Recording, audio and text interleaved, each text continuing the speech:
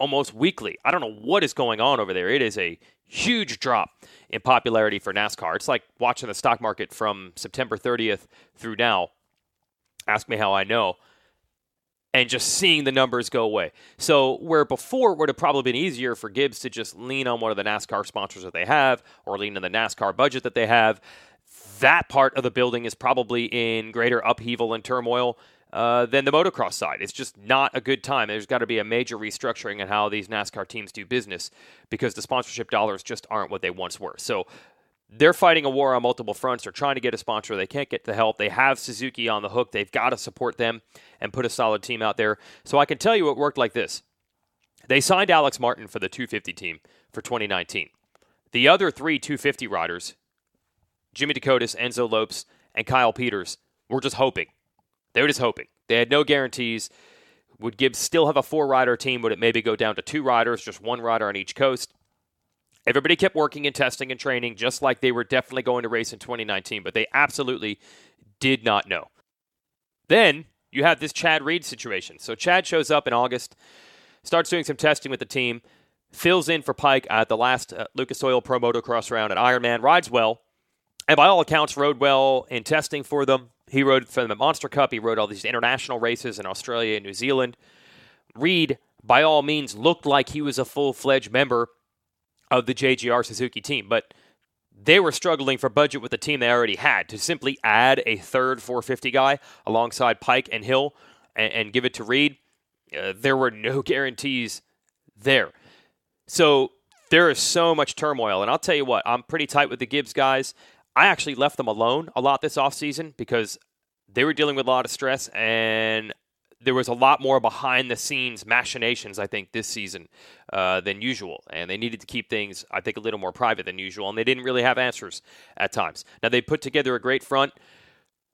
I can only assume now that Coy Gibbs just dug into his pockets and made it happen. Because guess what? The team is back 100% intact. All 4 250 riders do have rides. They didn't get a sponsor, so I have to assume that Coy just said, I'm going to soak this up, and maybe we'll find a sponsor at some point, but I'll bet on myself and bet on my team. And then you get to the Reed situation. So Pike goes down in Paris, but they don't know when he's going to come back. And I think under normal circumstances, they would be able to say, Weston, don't worry, 2020, we'll re-sign you right now.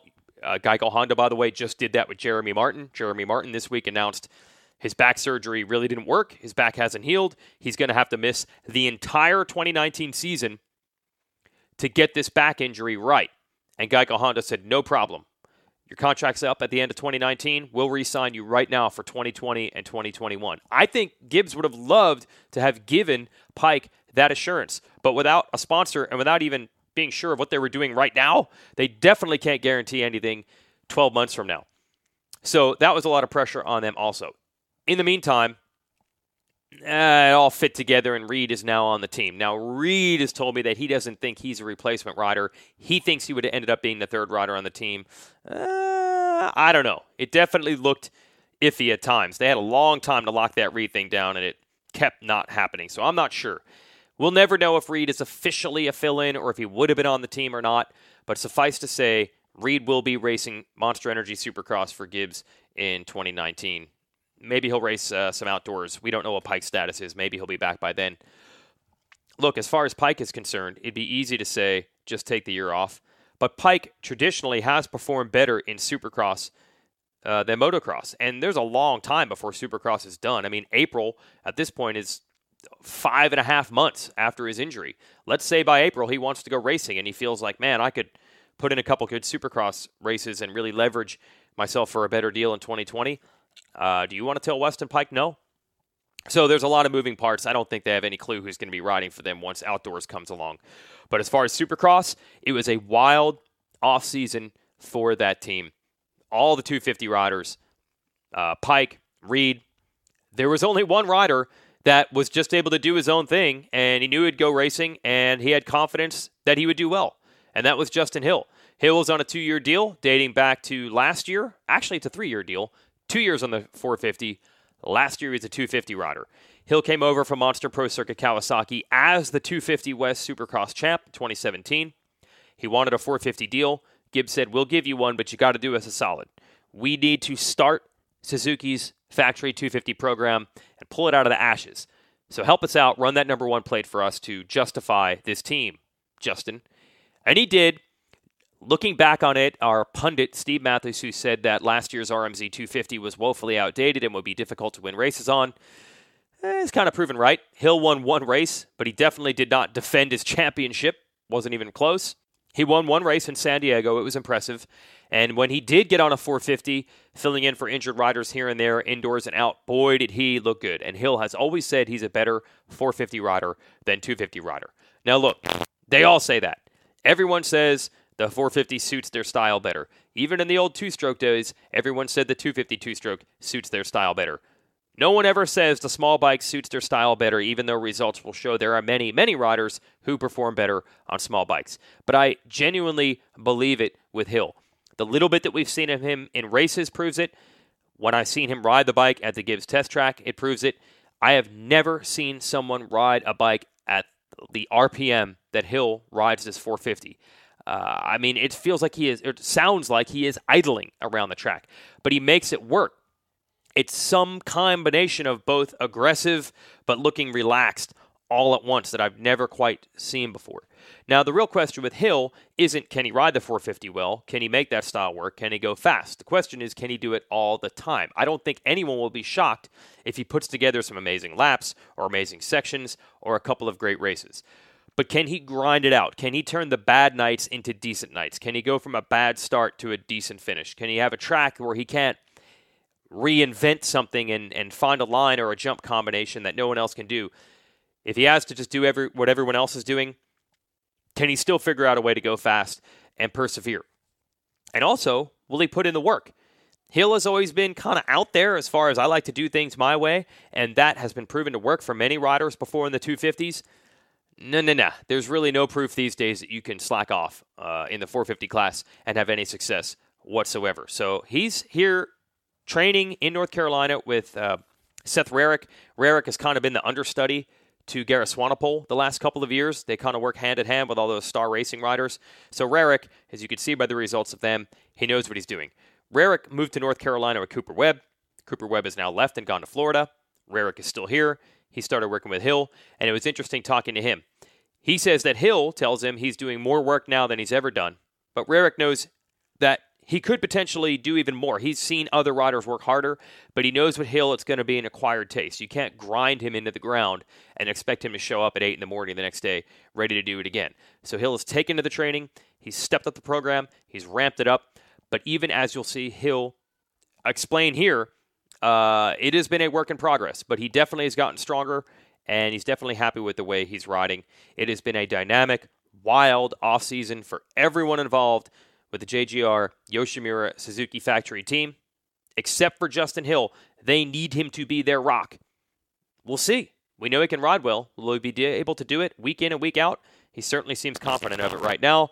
I caught up to him after he logged 2 really long motos. I think there were 23-minute motos. He looked pretty smoked. That's a lot of time. A little bit longer than what a traditional Supercross main event would be. And while he was changing from his riding gear into his civilian outfit, I turned the recorder on. Here's your podcast with Justin Hill. Let's chat here, Hill. Dude, you put in some motos today. You are putting in some work. You're grinding. Yeah, grinding. You do have a grinding gear in you? Oh, absolutely. I have like the old school blacksmith, like fireplace, heating up the metal, forming it with a hammer. That's my grind. I do have that in me. I do have a lot of my old man in me, but you're not just a guy that looks for cool things to jump. Well, I mean, I do that too. Okay, all right. I like finding big jump. No, I'm really right now. I'm so motivated, and I'm so in the mood to work as hard as I can at this, because now I believe is when my career starts. Okay. I believe this is my time to shine. So I'm trying to take I'm having so much fun, but I'm trying to take a lot of advantage of it. Like, I'm trying to work harder than I honestly right now. Like, I feel like I'm the most cut I've ever been. I'm the most in shape I've ever been. Like, I feel good. Yeah. I feel really good. I mean, you know, I'm out here in North Carolina for now, obviously, but we'll be back. We'll probably be back on the West Coast I would say mid-December to kind of finish off what we're doing there. Yeah. Just to get on some of that hard pack, and that way, it's hard to travel back and forth once the races start. So we'll be on the West coming soon, but I mean, I've been grinding hard out here, and it's going well. So as long as I can replicate what I'm doing out here, and make sure I get the program mirrored out there, I think we're looking really good. Well, look, you've always said you wanted to race a 450. That's always been the goal. So this is your first, I am now a full-time 450 guy. So is that kind of why you're feeling this vibe? Yeah. Like, this is the moment I've been waiting for my whole life? I wake up in the morning, and I'm stoked to ride.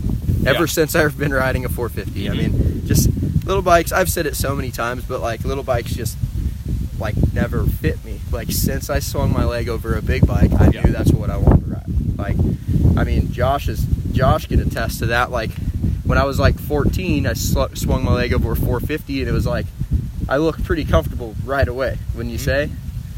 Do better than nationals. Yeah, I was always do better amateur nationals on them. Like, the only races that meant a lot were the ones that I won on little bikes, but it was just because they were little bike races. Loretta's, everybody goes on the little bikes. You got to do it. Monster Cup, you go as a lights rider, like back then we called it lights. But yeah, but I've always been a big bike guy. I think I have way more 450 championships than 250 championships. If I don't know that for a fact, I'm probably from just your spitballing, days, but from my amateur days, so I'm more comfortable on that bike.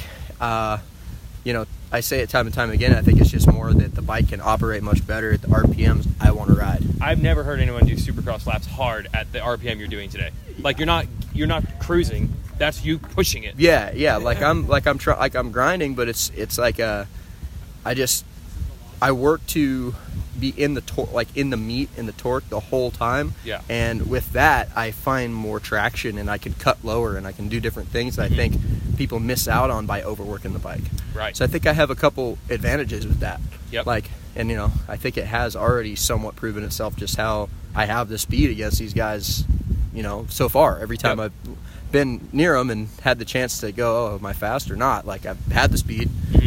So I'm just trying to fine tune. I'm just trying to shine up the stone, and just make every other piece to my program good. Starts are huge for me right now. Like, I'm doing a lot of starts, so I just need to be up front when we go. Yeah, and people might be listening to this and say, like, oh, but in Paris the starts are terrible. But you did explain that wasn't your race bike. Or is that actually motivate you to do even more? Well, both. I had a stock engine. Yes. So that I didn't have I had a power disadvantage. Yeah. Which didn't help, but I had my starts weren't good either. They putting a little bit on you. When I got back, I think that was my eye opener. I mean, I already had it in the back of my mind, but going there and getting a last place start every race, I was like, I don't want to do this for 17 rounds. Like, I need to work on this, man. So when we got back, we've been doing more of them. I'm pretty smoked after our motos today, so we didn't do any, but I've been doing a lot of them already this week. So I'm with my brother is a huge help with starts. Budman's a huge help with starts. They know what to look for, and I think that's the hardest thing for a rider to be like, what am I doing wrong on the start? Because you can't really feel it later. Seth Rowe, see ya. Because you can't really feel it, because it's just like an explosive thing. Like, like when I'm riding around the track and something isn't right, you can normally feel it. Okay. You can normally go, that feels slower, or this feels sketchier, or this and that. But it's like, starts are just like, why am I wheeling? There's less to go off of. I feel like less of a feel to go from. So I think with their help right now, it's big improvements so far. So I think I will be better at starts on the big bike than the little bike. That too. I mean, because I'm not as big at power disadvantage. We have a very, very good engine to race with, and I don't think my weight plays a part like it used to.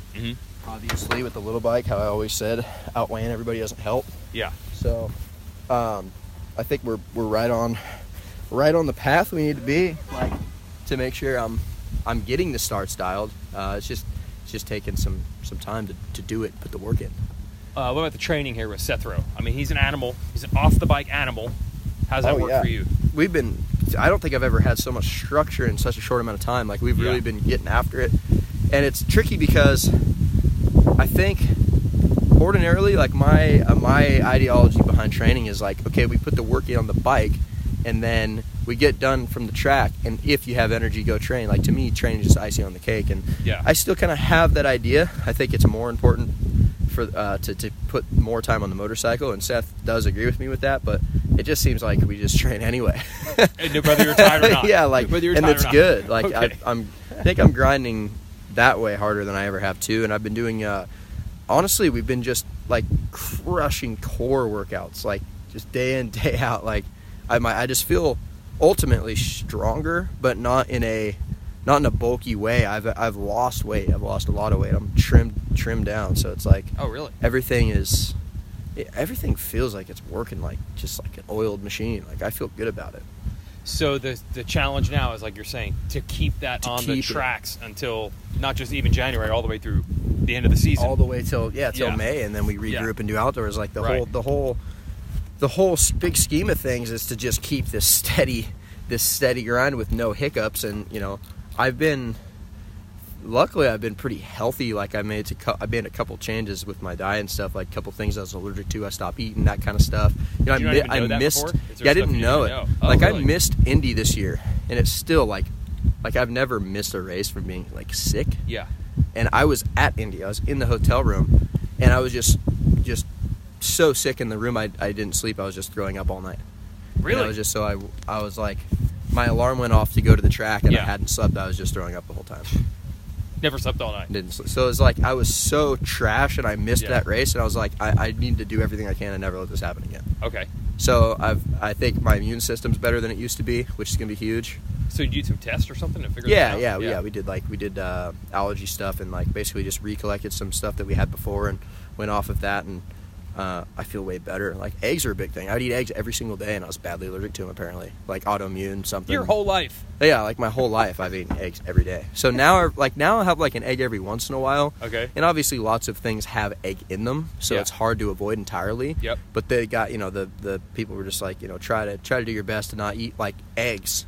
As many as, as little as possible, right? And so that's helped me, I think, a lot. I feel like my immune system's better, so I think it's going to help hugely, like, coming into the season, just trying to not get sick. I get sick every year so bad. Wow. Oh, so this is not all the time. Indy is not the first time. Oh no, like, I get happens. sick all the time. Like, this is the longest I've been not sick for like, I think, in years. Okay, so you are a rookie going in the 450 class. We know you like riding 450s. You're good at riding 450s, but still, are there certain things that you're like, I'm not sure how it's going to go. I haven't raced these dudes. I haven't raced that many laps. I haven't raced that many rounds. Does that stuff cross your mind at all? I feel like you're more seasoned than some other rookies, but you are still a rookie. Yeah. No, I don't. I really think it did me good to do a couple rounds on the 450 this year. Mm-hmm. And the little things that I think would probably pop up at me this year, I've kind of already, to a point, experienced. Yeah. Battling with those guys is a little bit different. Yep. You have to kind of approach it a little more calmly. It's hard to, you have to kind of either fully commit or don't at all. Yeah. It's like the guys, if you, for a hair or split second, just kind of like are thinking, they'll do, they'll make the decision, and they'll either, do whatever they need to do. Is this all one corner in Tampa? Can we broke this all down? Not just that. Not just that. That was an error on my part, It was my first ever race. I was passing for the lead, and I just got excited. That was really it. Like, that I don't think we're going to see repeated over and over Okay, you again. got that part. Okay. I think it was just, I was excited. I was like, I can win this, man. Like, I was just jazzed. So, like, that was really it. But, and also the 20 minutes racing, I think that's going to play into my favor ultimately, because I think I'm a pretty efficient guy. Like, I think I can, if I'm tired, I can ride it out, and I generally don't really get that tired. Mm-hmm. Like, I don't, I've had a couple races where I got arm pumped pretty bad just from maybe, like, whatever it was, a bike setup, or this or that, just little things. But I think ultimately I'm very rarely get tired. You've told me before that even when the tracks are gnarly, it's not just about who's in shape, but if you do all the rhythms right and you don't tense up, right, and you're relaxed on a tough track, that does way more for your endurance at the end of the race than just your actual fitness. Yeah, I mean, just staying solid, hitting every rhythm every single time. And I think I'm pretty good at that. Like, when I won my championship and I was like on like at my top, on the little bike, I was like, that's how it was. I was just relaxed, and I would just jump every rhythm, every lap, and like I would just click laps off and click laps off, and then like just stay solid. Yep. And I think I have I think I have an even better shot of doing that on a big bike, because it just fits that fits me, because I don't have to wing the thing out to go fast. Yes, you even told me that you hate the sound of rev limiters. I do. I hate the sound of rev limiters. I hate it. I think I'm gonna start wearing earplugs. Just enough, yeah. not Dude, these guys not are to doing stay motos focused, today. to ignore rev limiters. Okay. It's getting rained on here. Are you worried about being nervous at all? It also doesn't seem like the type of thing that it would affect you as much as other guys, I don't think. But it is, again, this is the first time on the biggest stage of all. What do you think that's going to be like? I'm not that worried about it. I don't worry about many things, really. I mean, everybody gets a little nervous. Like, I'll be nervous, like, at first race. I'll get, but I think I do pretty good at just being like, this just is what it is. It's my job, and do the best I can do, and I try not to overthink it. So I do pretty good at that, I think. When I know everything is right, and and I'm comfortable with all the pieces to the puzzle, I feel like I can shake that off really easy. Now, if there's things in the back of my mind, like, whatever it is, an injury or something, just, that's wrecking my confidence, obviously that's a different story altogether. You second guess yourself all day. But I feel like if I have everything, if things just keep clicking along like this all the way till A1, I have nothing to worry about. I think I'm going to be the best me. If you can keep these vibes and this feeling going, that's the challenge. Keep that going. This team's key for me. I'm so happy here. Yeah. Like, I'm just stoked. Like, I do better stoked. Some people do better when they're, like, mad. Some people, like, everybody has their thing, but I do good when I'm stoked. Like, when I'm just having a good time, feeling myself. I'm a little bit like Josh in that way.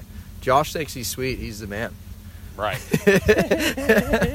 So if I have a little bit of that. Like, I need to be stoked, and if I am, I think we're good. So this vibe here is good. Yeah, I'm happy about everything. Happy with the bike, happy with my people.